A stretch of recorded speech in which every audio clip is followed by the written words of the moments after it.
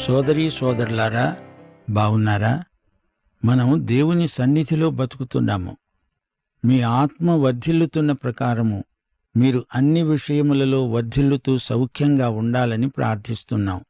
గ్రహించండి, మన మనసే ఒక యుద్ధరంగం.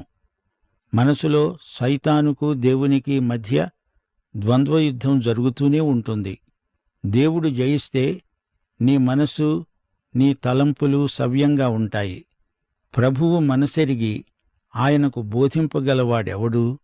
మనమైతే క్రీస్తు మనస్సు కలిగిన వారం. అవును, క్రీస్తు మనస్సు గలవారే జయిస్తారు. అనగా యేసు తలంపులే మనం తలంచాలి, యేసు భావాలే మన భావాలు.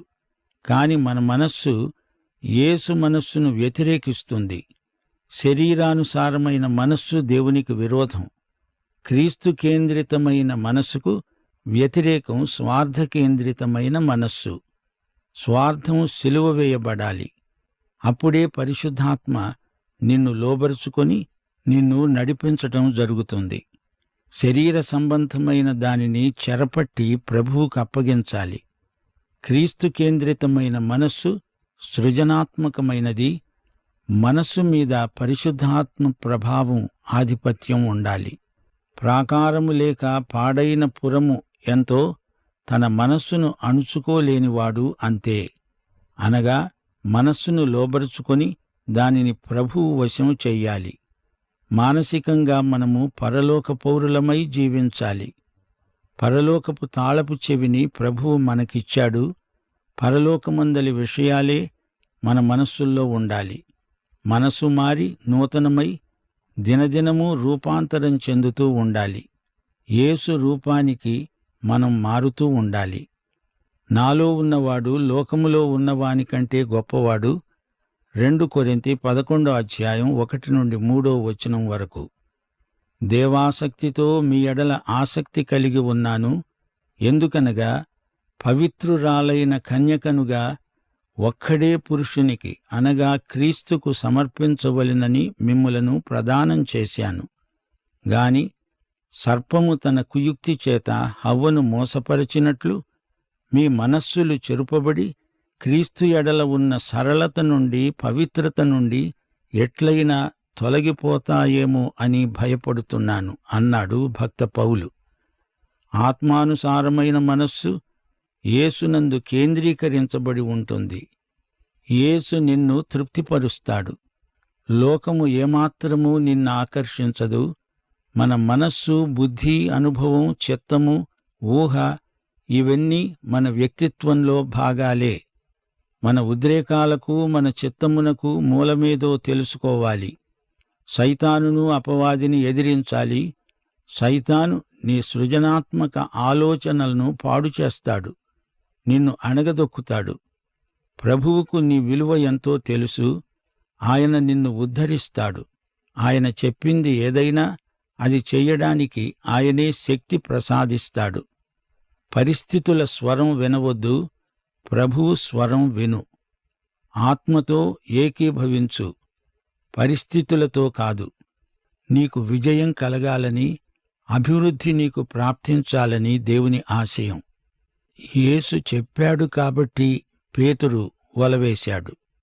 యేసు చెప్పింది పరిస్థితులకు, సామాన్య జ్ఞానానికి విరుద్ధంగా ధ్వనించవచ్చు. అయినా అది ప్రభువు మాట. లోతుకు వెళ్లి వల వెయ్యి. పేతురు అలాగే చేశాడు. వారి వలలు చేపలతో నిండిపోయాయి. ప్రియ శ్రోతలు, వింటున్నారా? మనము క్రీస్తును బట్టి దేవదూతల కంటే శ్రేష్ఠులం. 1 కొరింథీ 6:3 మనము దేవదూతలకు తీర్పు తీరుస్తాము. దేవదూతలకు పరలోక స్వాస్థ్యముందా? లేదు, అది మనకుంది.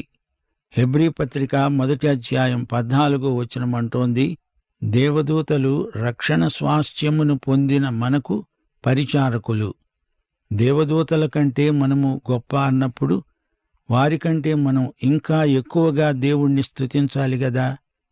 కీర్తనలు 107:8 ఆయన కృపను బట్టి, నరులకు ఆయన చేసే ఆశ్చర్య కార్యములను బట్టి వారు యెహోవాకు కృతజ్ఞతాస్తుతులు సమర్పించెదరుగాక. యెహోవా కృప మన ఎడల హెచ్చుగా ఉన్నది. ఆయన విశ్వాస్యత అనగా విశ్వసనీయత నిరంతరము నిలిచే ఉంటుంది.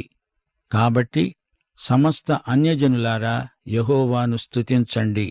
మరో మాట, దావీదు దేవుని హృదయానుసారి అయిన మనిషి, దేవునికి ఎంతో సన్నిహితుడు.